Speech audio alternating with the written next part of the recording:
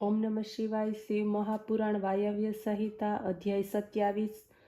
સોમ અગ્નિ અમૃતનું જ્ઞાન. વાયુદેવ બોલ્યા, હે ઋષિશ્વરો, ભગવાન શંકરનું રૂપ તેજયુક્ત છે. તેઓ કરોડ અગ્નિના રૂપવાળા છે અને ગૌરીનું કલેવર પરમ શાંત અમૃતમય ચંદ્ર રૂપ છે.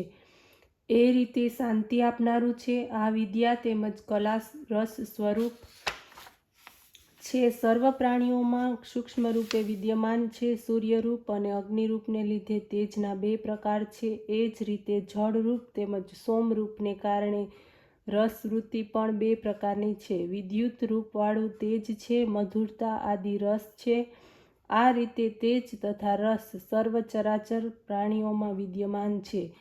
અમૃત અગ્નિમાંથી પેદા થાય છે તો અગ્નિ અમૃતથી વૃદ્ધિને પ્રાપ્ત કરે છે. આ જ કારણે સંસાર સુખને માટે અગ્નિમાં અમૃતની આહુતિઓ આપવામાં આવે છે. હવિને માટે અન્ન પેદા થાય છે, અન્ન વૃદ્ધિને માટે વર્ષા થાય છે. આ જ કારણે હવિ વૃદ્ધિ આપનાર છે. તેથી અગ્નિ તથા અમૃત બંને સંહાર કરનાર છે. પ્રદીપ્ત અગ્નિ ઉપરની તરફ ત્યાં પહોંચી જાય છે જ્યાંથી સોમરૂપ અમૃત ટપકે છે. ઉપર સુધી પહોંચનાર આ કાલાગ્નિને શક્તિ ધારણ કરે છે. આ પ્રમાણે નીચે ટપકનાર અમૃતમય સોમ શિવ શક્તિમાં રહેલા છે. એમ સમજો કે સંસારની નીચે શક્તિ છે અને ઉપરની તરફ સદાશિવ છે.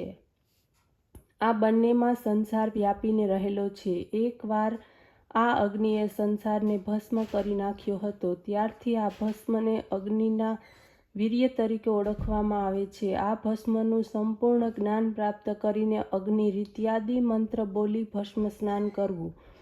આ પ્રમાણે ભસ્મ સ્નાન કરનારી વ્યક્તિ સાંસારિક બંધનોમાંથી શીઘ્ર મુક્ત થાય છે. જે માણસને આ રહસ્યમય અગ્નિ પલાવનનું જ્ઞાન પ્રાપ્ત કરી લીધું છે તે તો અગ્નિ સોમનું ભેદન કરી લે છે અને જીવન મુક્ત થાય છે. ફરીથી સંસારમાં આવવાનું રહેતું નથી. ઓમ નમઃ શિવાય.